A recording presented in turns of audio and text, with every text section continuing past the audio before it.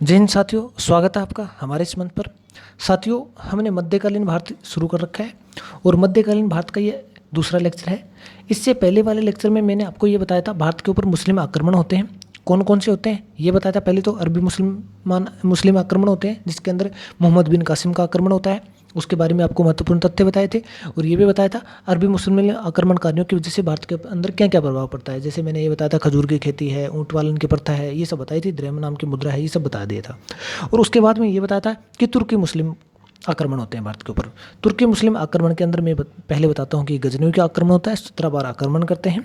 और 17 बार के आक्रमणों में जो महत्वपूर्ण आक्रमण थे उनके बारे में मैंने बता भी दिया था। जैसे सोमनाथ के मंदिर के ऊपर आक्रमण होता है, डेट भी बताई थी और जो महत्वपूर्ण तथ्य थे वो बता दिए थे। उसके बाद में गौरी का आक्रमण होता है, मोहम्मद गौरी के कौन कौन से आक्रमण है, कौन कौन से युद्ध होते हैं। 1153 का प्रथम युद्ध है, द्वितीय युद्ध है, चंदावर का युद्ध है, ये सब बता दिया था।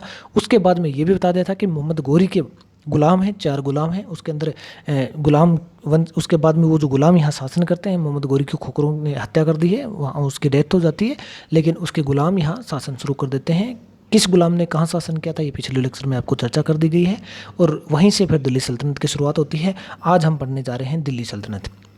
शुरू करते हैं दिल्ली सल्तनत। अगर आपने पिछले वीडियो नहीं देखा है तो उसको एक बार देख लेना, अच्छी तरह समझ में आ जाएगा। और अगर ये श्रृंखला पसंद आ रही तो अनुरोध है लाइक कर देना, शेयर कर देना, सब्सक्राइब कर लेना। अब शुरू करते हैं हम दिल्ली सल्तनत। दिल्ली सल्तनत देखो, दिल्ली सल्तनत पे 5 वंश का राज रहा है। किस किस का रहा है? गुलाम वंश, खिलजी वंश, तुगलक वंश, सेद वंश, लोधी वंश। याद रखना है इसी क्रम में। कई बार ये क्रम पूछ लिया जाता है एग्जाम में कि दिल्ली सल्तनत के अंदर जो वंश है उनका सही क्रम कौन कौन सा है, ये पूछा जाता है। रैंडमली इसको दे दिया जाता है और फिर आपसे क्रम से पूछा जाता है। तो याद रखने के लिए एक थोड़ी सी ट्रिक बता देता हूँ, नहीं याद रही तो ऐसे याद रखो। गुल खिले तो शायद लोधी आए, ऐसे याद रख लेना इसको। गुल खिले तो शायद लोधी आए। गुल का मतलब गुलाम वंश, खिले तो मतलब खिलजी वंश, तो मतलब तुगलक वंश, शायद का मतलब सेद वंश और लोधी आए तो लोधी वंश। ये आप ट्रिक है, याद रख सकते हो। बाकी ट्रिक नहीं, वैसे भी आप याद कर लोगे इसको। तो हम गुलाम वंश की बात करते हैं। गुलाम वंश को इलबरी तुर्क भी कह देते हैं, मामलुक भी कह देते हैं, ये एक ही बात है।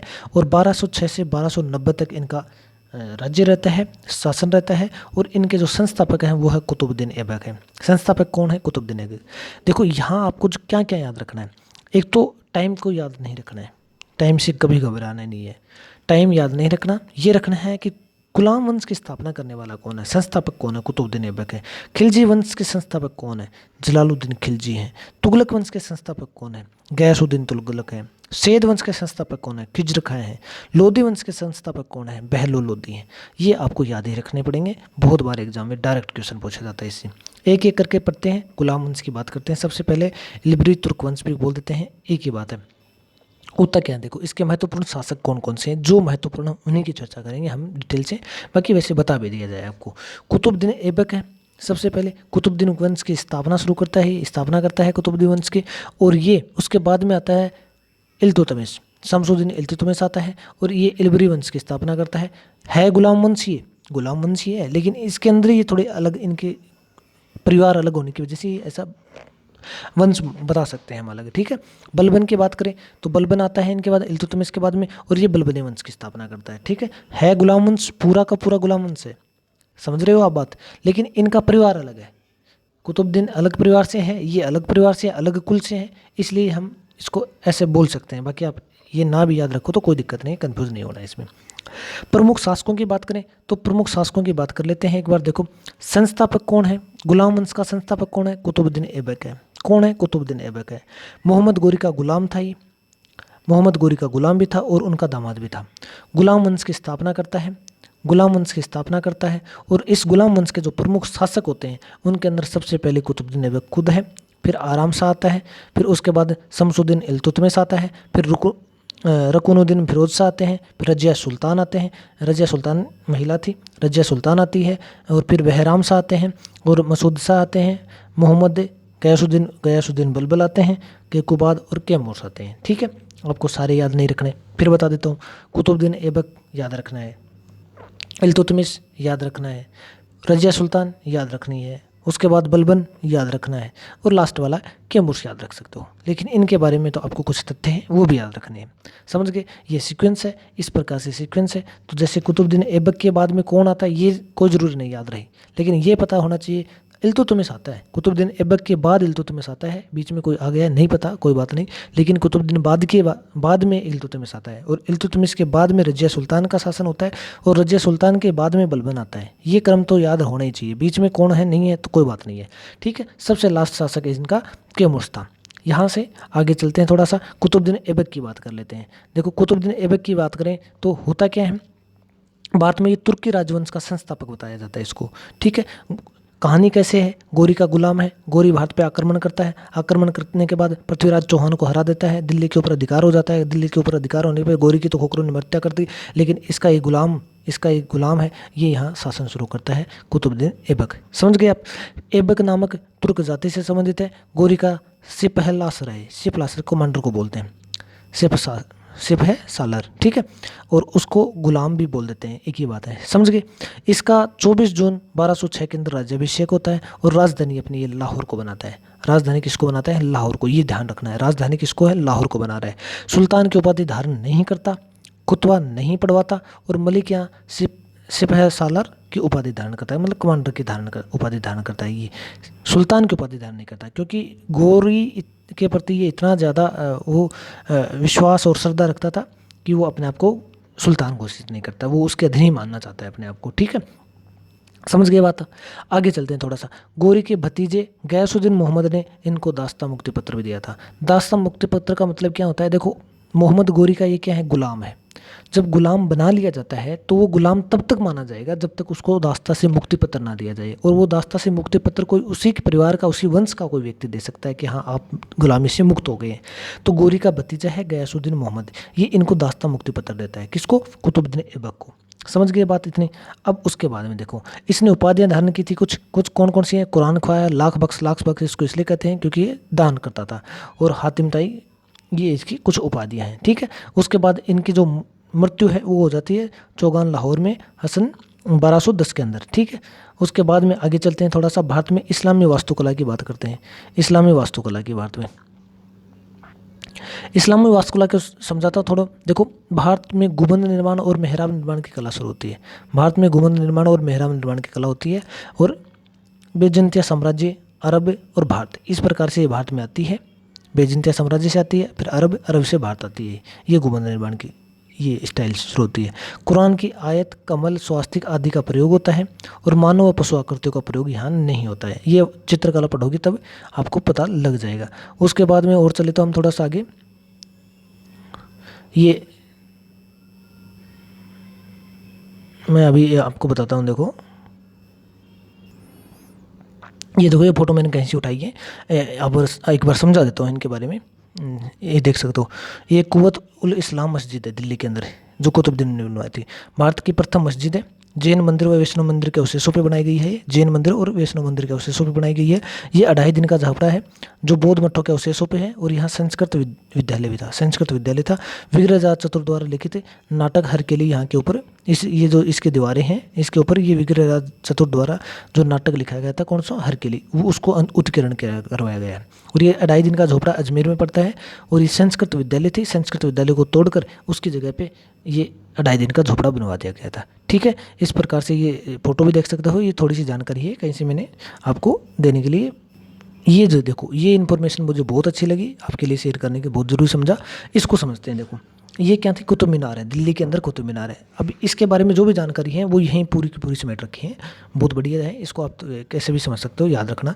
देखो, नाम इसका किसका नाम पड़ा है? कुतुबुद्दीन ऐबक के नाम पे, या फिर सूफी संत कुतुबुद्दीन ख्वाजा बख्तियार काकी के ऊपर, ठीक है। कुतुबुद्दीन ऐबक ने इसका काम शुरुआत करवाया था, और उसका एक सूफी संत था, उसका गुरु मान सकते हो, कुतुबुद्दीन ख्वाजा बख्तियार काकी। इनके नाम पर इसका कुतुब मीनार नाम पड़ता है, ठीक है। अब क्या होता है, इसकी पूरी कहानी समझते हैं। कुतुब मीनार की पूरी कहानी समझते हैं। देखो, कितनी मंजिलें? 1 2 3 4 5 मंजिलें हैं इसके अंदर। 5 मंजिलें हैं। 5 मंजिल कैसे बनती हैं पूरा का पूरा मैं एक बार बता देता हूँ, ठीक है। ये लाल तथा पीले पत्थर और संगमरमर के प्रयोग से बनी है। 1993 में यूनेस्को के विश्व विरासत स्थल में शामिल कर लिया गया इसको। लाल कोट के अवशेषों पर निर्मित है। समझ गए। अब इसकी थोड़ी सी मैं कहानी बताता हूँ। देखो, ये जो पहली मंजिल है ये बनवाई थी, कुतुब मीनार का निर्माण प्रारंभ करवाया। कुतुब मीनार का निर्माण पहली मंजिल से शुरुआत होती है। किसने करवाया? कुतुबुद्दीन ऐबक ने। ठीक है। उसके बाद में इसकी ये जो 3 मंजिल है, ये जो 3 मंजिल है, इन मंजिलों का निर्माण इल्तुतमिश ने करवाया था। कुतुबुद्दीन बाद में इल्तुतमिश आएंगे। ठीक है। इल्तुतमिश इन 3 मंजिलों का निर्माण करवाते हैं। समझ गए बात। अब क्या होता है, 1369 में बिजली पड़ जाती है और बिजली गिरने की वजह से ये मीनार क्षतिग्रस्त हो जाती है। क्षतिग्रस्त होने की वजह से फिरोज शाह तुगलक इनका क्या करते हैं, जीर्णोद्धार करवाते हैं। और जीर्णोद्धार करवाते टाइम उनके दिमाग में ये बात आ जाती है कि एक मंजिल और बनवा देता हूँ, तो वो 5वीं मंजिल भी बनवा देते हैं। तो आपको समझ में आ गया। पहली मंजिल कुतुब मीनार का जब निर्माण कार्य प्रारंभ होता है, किसने करवाया था? कुतुबुद्दीन ऐबक ने। और पहली मंजिल बनवाते हैं। दूसरी, तीसरी, चौथी मंजिल इल्तुतमिश बनवाते हैं। 5वीं मंजिल फिरोज शाह तुगलक बनवाते हैं। तो इनमें से अगर ऐसा क्वेश्चन आ गया कि इनमें से कौन संबंधित है, तो आप इनमें से देख लेना कौन कौन कुतुब मीनार से संबंधित है। निर्माण कार्य प्रारंभ कुतुबुद्दीन ऐबक, पूरा करवाते हैं इल्तुतमिश, और 5वीं मंजिल जुड़वाते हैं फिरोज शाह तुगलक। ठीक है। उसके बाद में देखते हैं इधर 505 में भूकंप आ गया। भूकंप के कारण इसका नुकसान हो गया। नुकसान होने की वजह से सिकंदर लोदी ने फिर इसको दोबारा से जीर्णोद्धार करवाया। 1803 में रॉबर्ट स्मिथ ने जीर्णोद्धार करवाया है, 1803 ईस्वी के अंदर। और वह कपोला जोड़ा जिसे स्मिथ पोली कहा जाता है। ठीक है। ये जो जानकारी है ना, इतनी ये आपके लिए बहुत जरूरी है, क्योंकि इससे कौन कौन जुड़ गया। एक तो कुतुबुद्दीन ऐबक जुड़ गए, उसके बाद में इल्तुतमिश जुड़ गए, उसके बाद में ये फिरोज शाह तुगलक जुड़ गए, और उसके बाद में सिकंदर लोदी जुड़ गए। तो ये आपको पता चलते हैं आगे। अब शमसुद्दीन इल्तुतमिश की बात करते हैं, क्योंकि हम जो महत्वपूर्ण शासक हैं उन्हीं की चर्चा करेंगे, सबके नहीं करेंगे। शमसुद्दीन इल्तुतमिश की बात करते हैं। 1211 AD की बात है। आराम शाह को मारकर शासक बनता है, और इल्तुतमिश ऐबक का गुलाम है, इसलिए इसको गुलामों का गुलाम कहते हैं। समझो गुलामों का गुलाम कैसे कहते हैं। देखो, गोरी का गुलाम कौन है? कुतुबुद्दीन ऐबक। ठीक है। और फिर कुतुबुद्दीन ऐबक का गुलाम कौन है? ये गुलाम है इल्तुतमिश, इसलिए गुलाम का गुलाम हो गया, तो इसको कह रहे हैं गुलाम का गुलाम। ठीक है। इल्बरी तुर्क व बदायूं का गवर्नर था ये पहले। दिल्ली सल्तनत का वास्तविक संस्थापक माना जाता है इसको। और 1229 AD में बगदाद के खिलाफत से सुल्तान की उपाधि धारण करने वाला प्रथम शासक बनता है। मैंने ये कहा था आपको पहले कि कुतुबुद्दीन ऐबक सुल्तान की उपाधि धारण नहीं करता है, वो अपने आप को सुल्तान घोषित नहीं करता है। ठीक है। तो ये सुल्तान की उपाधि धारण करने वाला प्रथम शासक बनता है कौन? इल्तुतमिश। मृत्यु इसकी होती है 1236 AD के अंदर। 1236 में इसकी मृत्यु हो जाती है। आगे चलते हैं और थोड़ा सा प्रमुख कार्य और युद्ध देखते हैं। इनके प्रमुख कार्य और युद्ध क्या क्या है। त्राइन का द्वितीय युद्ध होता है इल्तुतमिश और यल्दौज के बीच में। इल्तुतमिश और यल्दौज के बीच में त्राइन का द्वितीय युद्ध। ठीक है। उसके बाद में त्राइन का द्वितीय कैसे लेगा? तृतीय युद्ध है, सॉरी मैं बोली गलत रहा हूँ, तृतीय युद्ध है, क्योंकि त्राइन का द्वितीय युद्ध तो मोहम्मद गौरी और पृथ्वीराज चौहान के बीच में हुआ था। ठीक है। त्राइन का तीसरा युद्ध होता है इल्तुतमिश और यल्दौज के बीच में। मंगोल आक्रमणकारी चंगेज खा के हमले को इसने टाला था। इस चंगेज खा के आक्रमण को टालने से कारण क्या था, उसको टालने के पीछे होना क्यों था, ये मैं कहानी बता दूंगा आपको। देखो, एक बार ख्वारिज़म सम्राट जलालुद्दीन की शरण देने से मना कर दिया था। होता क्या है ये, देखो, मंगोल आक्रमणकारी चंगेज खा, ये चीन के थे। ठीक है। होता क्या है, ख्वारिज़म एक सम्राट है, जलालुद्दीन को शरण दे देता है। अब एक जलालुद्दीन को शरण मांगता, जलालुद्दीन आके इसके पास शरण मांगता है और कहता है कि भाई मेरे को शरण दिया जाए, क्योंकि इसके पीछे चंगेज खा पड़ा हुआ था। अगर चंगेज खा इसके पीछे पड़ा हुआ था, होता क्या, अगर इसको जलालुद्दीन को शरण दे दी जाती तो चंगेज खा आक्रमण करता। और इल्तुतमिश को ये पता था कि मैं इतना सक्षम नहीं हूँ कि मैं इसके आक्रमण को झेल पाऊंगा, इसलिए इसको शरण देने से मना कर देता है। शरण देने से मना कर देता है तो चंगेज खा आक्रमण नहीं करता है। इस प्रकार ये मंगोल आक्रमणकारी चंगेज खा के हमले को टाल देता है। ऐसी बात है यहाँ पे। ठीक है। अन्य कार्य क्या करता है, कुतुब मीनार के निर्माण को पूर्ण करवाता है। मैंने बताया था आपको, पहली मंजिल की निर्माण कार्य शुरू कौन करता है? कुतुबुद्दीन ऐबक। दूसरी, तीसरी, चौथी कौन? कुतुब मीनार की जो तीसरी चौथी मंजिल है उनको इल्तुतमिश ने पूरी करवाई थी। ठीक है। उसके बाद में देखो, सबसे पहले युद्ध अरबी सिक्के जारी किए, शुद्ध अरबी सिक्के जारी करने वाले हैं, और चांदी का टंका और तांबा का जितल ये इसने जारी किए थे। आगे चलते हैं, इक्ता प्रणाली चलाई है। इक्ता प्रणाली पहले शुरू हो गई, लेकिन इसने विशुद्ध रूप से इक्ता प्रणाली चला दी थी। इक्ता प्रणाली मैंने पहले बता दी है क्या होती है। 40 गुलामों का एक सरदारों का संगठन बनाया, जिसको तुकाम ए चहिलगामी कहा जाता है। ठीक है। 40 गुलाम थे, एक सरदार थे, 40 लोग थे जिसके अंदर, उसका एक संगठन बनाया इसने। सर्वप्रथम दिल्ली के अमीरों का दमन किया इसने, अमीरों का दमन किया। अमीर वे ऐसे व्यक्ति नहीं थे जो पैसे से अच्छे हुए, अमीर उनको नहीं कहते, अमीर वो थे शासन के महत्वपूर्ण अधिकारी थे। तो अमीरों का दमन किया इसने। न्याय हेतु अमीरदार की शुरुआत की और न्याय का घंटा दिल्ली में लटकाया, ठीक है। न्याय के घंटे को बचा के कोई भी न्याय मांग सकता था। वास्तुकला के क्षेत्र में हो जी शमसी की मतलब निर्माण करवाया, और मदरसा ए मुइजी इसका निर्माण करवाया इसने। आगे चलते हैं, मंगोलों के बारे में पढ़ लेते हैं थोड़े से। मंगोल चीन के उत्तर में गोबी के रेगिस्तान, गोबी मरुस्थल है चीन के अंदर, पता है आपको, इसके निवासी थे और एक घूमने फिरने वाली अर्ध सभ्य जाति थी तथा उनका मुख्य पेशा घोड़ों और अन्य पशुओं का पालन करना था। वे बहुत गंदे रहते थे तथा सभी प्रकार का मांस खाते थे।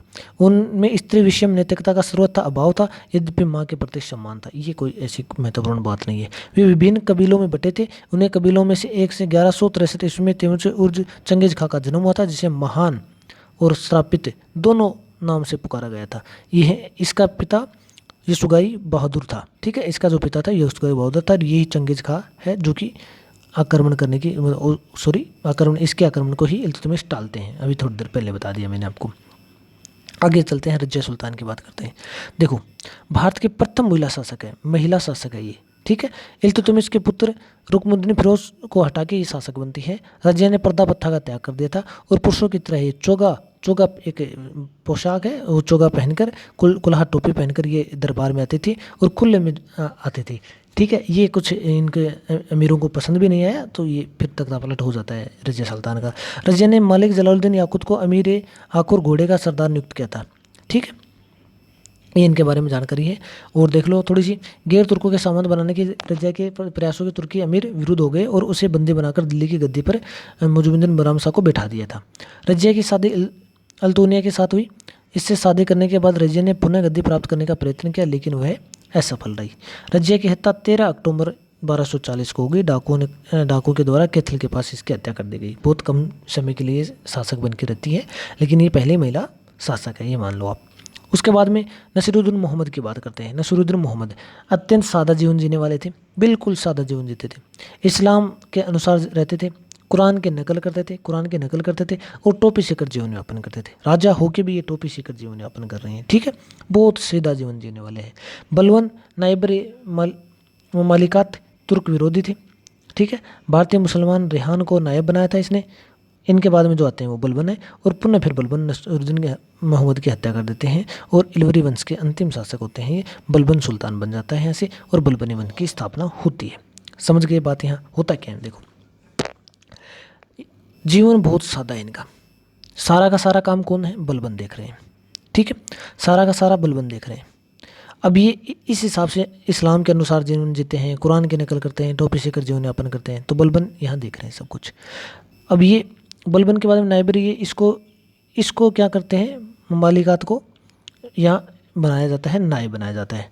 भारतीय मुसलमान रहमान को नायब बनाया जाता है, मुसलमान रेहान को नायब बनाते हैं, और ये तुर्क विरोधी था।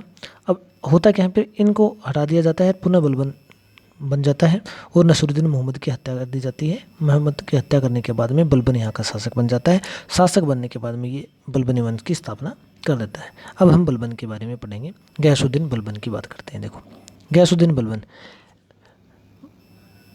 नाम क्या था इनका? गयासुद्दीन उलुग खां नसीर खां, ये इसका नाम है। इल्बुरुनी तुर्क इल्तुतमिश का गुलाम, ये इल्तुतमिश का गुलाम था और 1233 में ग्वालियर विजय के बाद ये खरीदा। इनका प्रमुख कार्य क्या कौन से हैं? मेवाती डाकुओं की समाप्ति। ये मेवाती डाकुओं को समाप्त करते हैं। बलबन का राजस्व सिद्धांत क्या था? बलबन का राजस्व सिद्धांत, देखो काम की चीज़ें मैं आपको बता दूंगा, बाकी ये फटाफट करने वाली काम है, डिटेल से कभी समझाएंगे बाद में। बलबन का राजस्व सिद्धांत क्या था? ईरान फारसी शासकों को प्रभावित किया था। इसने राजस्व सिद्धांत शुरू किया और ईरानी फारसी शासक थे उनको प्रभावित करने की कोशिश की थी, और तुर्कान ने चहलगामी की समाप्ति कर दी थी। चहलगामी जो मैंने बताई थी 40 लोगों की वो थी उसको, और वजीद मामूलकर गुप्तचर विभाग की स्थापना की थी। दीवान अर्ज नामक सैन्य विभाग चलाया था। नवरोज त्यौहार का आरंभ करता है ये। सीरी नामक नगर बसाता है। ठीक है। अन्य तथ्य अगर बात करें तो इसके दौरान में जो विद्वान थे अमीर खुसरो थे और अमीर हसन थे। इसकी जो मृत्यु है 1286 में इसकी मृत्यु हो जाती है। अंतिम शासक है कैमुर्स होता है इस वंश का। गुलाम वंश का अंतिम शासक कौन है? कैमुर्स होता है। कैमुर्स के बाद में अफगानी तुर्क मलिक जलालुद्दीन फिरोज खिलजी वंश की स्थापना कर देते हैं और यहाँ से हमारे खिलजी वंश की स्थापना हो जाती है दिल्ली सल्तनत के ऊपर। यहाँ आपको इतना समझ में आ गया गुलाम वंश के बारे में। हम अब चलते हैं आगे थोड़ा सा और बलबन की द्वितीय राजत्व का जो सिद्धांत था उसको पढ़ लेते हैं। सुल्तान को पृथ्वी पर अल्लाह का प्रतिनिधित्व माना जाता था। नियामत खुदाई जिल्ले अलाई पैगंबर के बाद सुल्तान, ये दो धाराएं हैं। मतलब कि अल्लाह के प्रति जो धाराएं हैं मतलब मान्यताएं हैं, एक तरह से मान्यता कह सकते हैं। इसके अंदर क्या होता है कि पैगंबर के बाद में सिर्फ सुल्तान ही होता है और इसके अंदर जिले इलाही के अंदर माना जाता है कि ईश्वर का प्रतिनिधि करता होता है। जो सुल्तान होता है वो ईश्वर का प्रतिनिधि करता है। और इन्होंने सिजदा प्रथा चलाई थी जिसमें घुटनों पर बैठकर सिर झुकाना होता था। सिजदा प्रथा बलबन ने चलाई थी। पेबोस प्रथा पैरों को चूमने की प्रथा चलाई थी। सुल्तान को आलोचना नहीं की जा सकती थी, मतलब सुल्तान को उपदेवीय रूप दिया गया था। सुल्तान का निरंकुश होना अति आवश्यक है, यहाँ बताया गया सुल्तान का निरंकुश होना बहुत आवश्यक है। ये इसका सिद्धांत है, देवीय राजत्व का सिद्धांत है बलबन का। कुलतान का समर्थन कर कुलीनता का समर्थन, रक्त की शुद्धता का सिद्धांत चलाया था। इराक का शासक अबशियाब था। ठीक है, अब देखो यहाँ बात आपको जो काम की है वो क्या है। सिजदा प्रथा किसने चलाई पूछा जाएगा। पेबोस क्या था किसने चलाई पूछा जाएगा। ठीक है, और देवीत्व सिद्धांत किसने, ये राजस्व सिद्धांत किसने दिया? बलबन ने। देवीत्व राजस्व सिद्धांत बलबन ने दिया। ये दो चार चीज़ें आपको याद रखनी है। उसके बाद हम खिलजी वंश के ऊपर चलते हैं। खिलजी वंश के अंदर सबसे कम शासन करने वाला एक वंश है जिसके अंदर सबसे पहले जलालुद्दीन खिलजी है, फिर अलाउद्दीन है और फिर मुबारक खिलजी है। ठीक है, एक एक की चर्चा कर लेते हैं, जल्दी कर लेते हैं, फिर अगले बाद में चर्चा कर लेंगे। एक बार इसको पढ़ लेते हैं, आगे चलते हैं। देखो जलालुद्दीन फिरोज खिलजी, जलालुद्दीन फिरोज खिलजी खिलजी वंश का संस्थापक है। राजधानी किसको बनाता है? किकोबाद द्वारा निर्मित किलोरवरी को राजधानी बनाता है। 2000 में मंगलों से इस्लाम स्वीकार था। ठीक है, और मंगोलपुरी की स्थापना करता है। दीवान वकूफ व्यय विभाग का गठन करता है और 1296 ईडी में भतीजे व दामाद अलाउद्दीन खिलजी से कड़ाम नामिकपुर प्रयाग में इसकी हत्या कर दी जाती है। इनकी हत्या हो जाती है कड़ामनापुरपुर में। ठीक है, उसके बाद में आगे चलें तो अलाउद्दीन खिलजी अली गुरु साहब नाम है इनका, और ये नाम है एक ही याद रख लो आप, अलाउद्दीन खिलजी, कोई दिक्कत नहीं है। 22 अक्टूबर 1296 की बात है, दिल्ली का सुल्तान बनता है। बलबन का लाल महल दिल्ली में। ठीक है, इसकी जो उपाधियाँ क्या थी वो थी सिकंदर सानी थी, यमीन उल खिलाफत नासिर थी, अमीर उल मोमिनी, ये इनकी कुछ उपाधियाँ हैं। शासन की बात करें तो आर्थिक और सैन्य सुधार किए इन्हें, देवीय राजत्व का सिद्धांत ये भी रखते हैं जारी, और निरंकुशवाद की स्थापना होती है। यहाँ किसके टाइम की बात है? अलाउद्दीन खिलजी की बात है। और कुछ हैं सैन्य सुधार करते हैं। सैन्य सुधार में क्या होता है? अलाउद्दीन एक महत्वाकांक्षी था तो साम्राज्यवादी नीति के लिए बहुत ज़्यादा इसकी साम्राज्यवादी नीति थी और इसके लिए सशक्त सेना की आवश्यकता थी। सशक्त सेना के लिए इसने क्या किया था? सैन्य बल की स्थापना की थी, स्थायी सेना बनाई और नगद वेतन देते थे। वृहद आर्थिक सुधार करने के इसको आधार बनाया और हुलिया व दाग प्रथा चलाई थी। हुलिया प्रथा दाग प्रथा चलाई थी इसने। दसनों प्रणाली पर सैन्य बल का गठन किया था, दसनों प्रणाली पर किया था। और कोतवाल, इसके किला रक्षक को कोतवाल कहा जाता था। कुछ बात है, महत्वपूर्ण बातें कौन कौन सी हैं देखो। स्थायी सेना शुरू करता है, सेना में नगद वेतन देता है, हुलिया और दाग प्रथा चलाता है। हुलिया दाग प्रथा याद रखनी है। दसनों प्रणाली सैन्य बल का गठन करता है दसनों प्रणाली पर। ठीक है, कोतवाल को क्या कहते थे? कोतवाल क्या होता था? किला रक्षक होता था इनका कोतवाल। ठीक है, आगे चलते हैं। आर्थिक सुधार करते हैं कुछ। आर्थिक सुधार इसकी जो जानकारी है वो तारीख फिरोज शाही से मिलती है। प्रमुख आधार क्या था? साम्राज्यवादी नीति थी।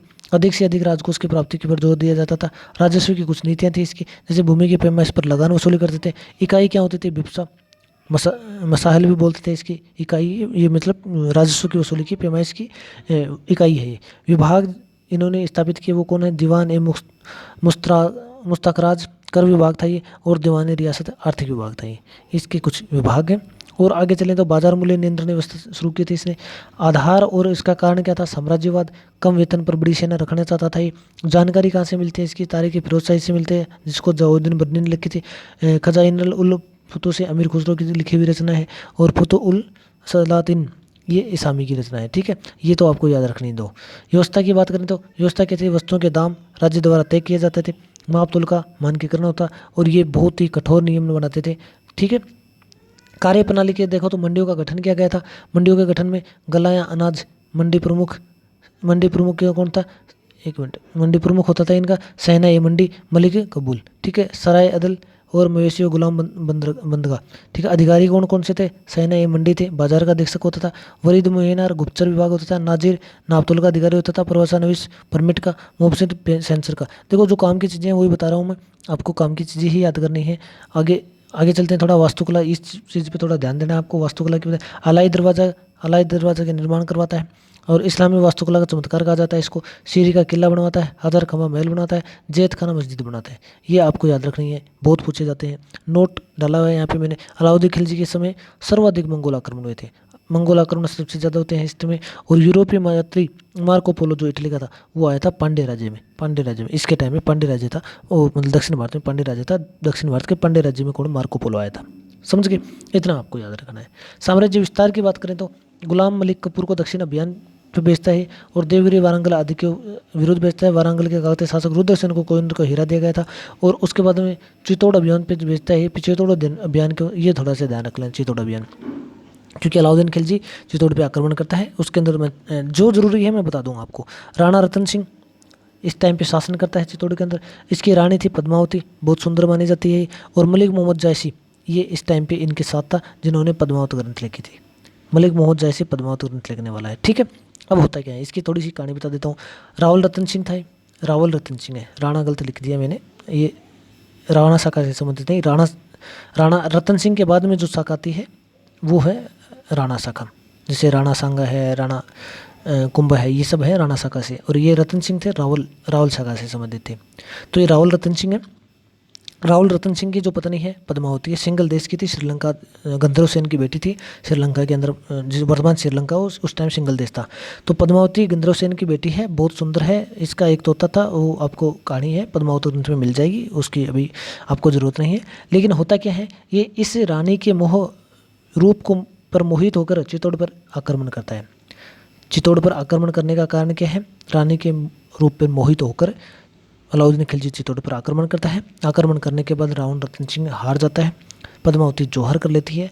और ये साका भी बोल देते हैं, जौहर करने का मतलब अपने आप को अग्निकुंड में डाल देना।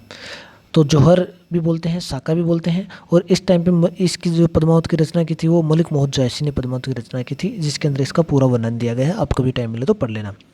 मलिक कपूर को 1000 दिनार में गुजरात विजय के बाद नुसरत खान को खरीदा था। ठीक है, नुसरत खान को खरीदा था, ये बात कोई जरूरी नहीं है आपको। देखो मृत्यु की बात करते हैं, जनवरी 1316 की बात है। मुबारक खिलजी स्वयं को खलीफा का स्त्री वस्त्र पहनना। अल इजराम उलूक मृत्यु आपके कोई काम की नहीं। खुसरो पैगंबर सेनापति गाजी मलिक तुगलक, अब यहाँ से तुगलक वंश शुरू हो जाता है, बस इतना ध्यान रखना। तुगलक वंश की स्थापना होती है इसके बाद में, और तुगलक वंश की स्थापना हो जाती है। तुगलक वंश को हम कल वाले वीडियो में करेंगे। आज के लिए इतना ही बहुत है, जल्दी मिलते हैं आपसे। और अगर पसंद आ रही है तो श्रृंखला लाइक कर देना। जितना काम का है उतना ही बता रहा हूँ, एग्जाम के दृष्टिकोण से महत्वपूर्ण बिंदु बता रहा हूँ। एक बार बार रिवाइज करके इनको आप जैसे भी कर लोगे तो एग्ज़ाम निकल जाएगी। एग्ज़ाम आने वाली है, इस चक्कर में आप इसको एक बार रिवाइज कर लेना। और बाकी डिटेल से हम लेके चलेंगे, बाद में करेंगे कभी। ओके, धन्यवाद, मिलते हैं जल्दी अगले वीडियो में।